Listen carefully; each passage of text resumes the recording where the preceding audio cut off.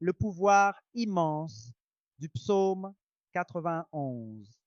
Le psaume 91 est bien plus qu'un simple texte biblique. C'est un véritable artefact sacré, un outil spirituel d'une puissance redoutable, utilisé depuis des siècles par les initiés, les mystiques, les mages et les croyants de toute tradition.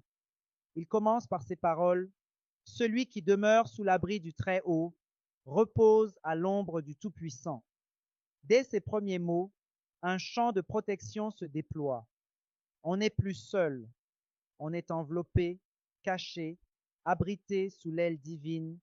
Ce psaume agit comme une cape d'invisibilité spirituelle, un champ d'annulation des attaques magiques, psychiques et astrales. Premier, protection contre les forces occultes. Le psaume 91 est utilisé dans la magie opérative pour protéger le mage, sa maison, ses enfants, ses rituels. Il sert de paratonnerre mystique contre les malédictions, le mauvais œil, les esprits errants ou vampiriques, les attaques d'envie, de jalousie ou de haine. Il peut être récité 7 fois de suite avant un rituel de haute magie pour fermer l'aura et éviter toute intrusion. Certains mages l'écrivent avec de l'encre bénite ou magique, puis le brûlent dans une lampe à huile consacrée. Cela désintègre les liens occultes attachés à leur nom ou à leur image astrale. Deuxième, usage domestique, protection de la maison et de la famille.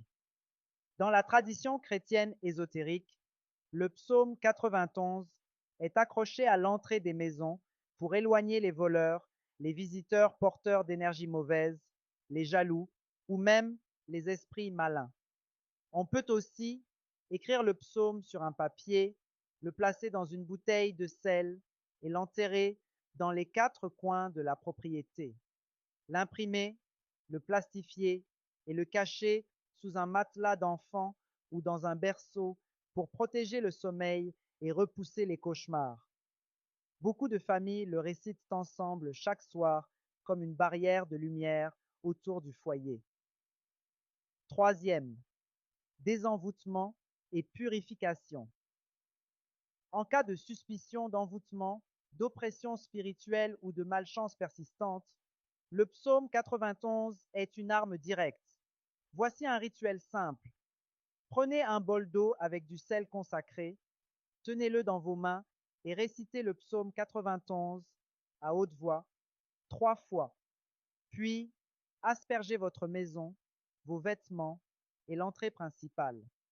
Cet acte crée une vibration purificatrice qui dissout les formes pensées nocives, chasse les entités collées à vos murs et ferme les portails non voulus.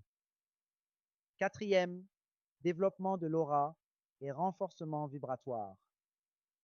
Le psaume 91 peut aussi être utilisé pour renforcer le corps de lumière du pratiquant.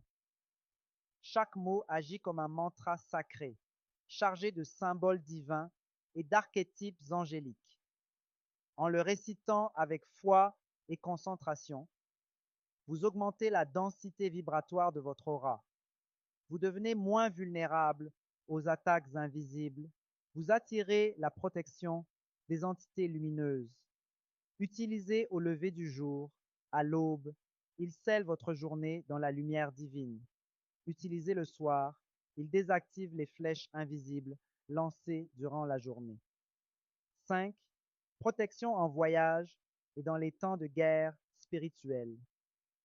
Le verset Tu ne craindras ni la terreur de la nuit, ni la flèche qui vole de jour est souvent récité par les soldats, les voyageurs, les exorcistes et les justiciers spirituels. Avant de monter dans un avion, avant une opération ou dans des lieux sombres où la mort rôde, le psaume 91 agit comme une invocation d'armure céleste. Il place l'âme du récitant dans la main des anges. Dans certaines confréries mystiques, on l'appelle le bouclier de Dieu ou le psaume des immortels, car il protège même au seuil de la mort. Conclusion, un outil pour les mages du XXIe siècle. Le psaume 91 est un pont entre la religion et la magie, entre la foi et l'action.